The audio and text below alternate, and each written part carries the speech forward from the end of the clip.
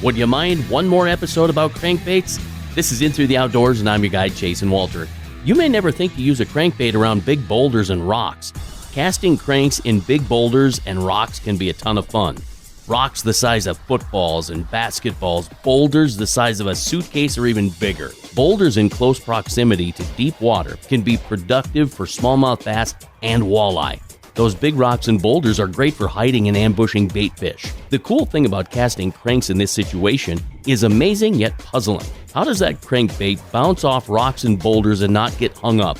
Oh, they can get hung up, but rarely. If you use the right crankbait, it'll just ricochet off the edge of those big stones.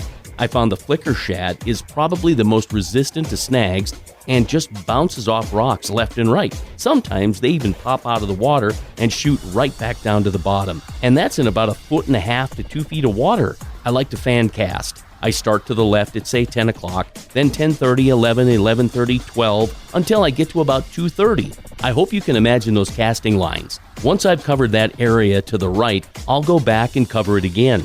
If there's nothing there, I'll move on to another spot or come back to it a little later on. I actually find that deep water cranks seem to work better than shallow. A number 6 flicker shad seems to be magic in this situation. Most of the time, cranks will just bounce off the bottom and bounce off rocks, but be ready for an occasional snag or two.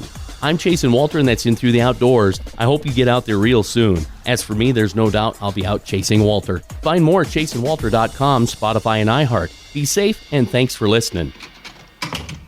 Here's an invite to check out jasonwalter.com for more In Through the Outdoors. You'll find episodes in print, and you can use it to buy the latest from Kuiu and Jason Walter's microbeaded snells. And please add ITTO to your YouTube music playlist.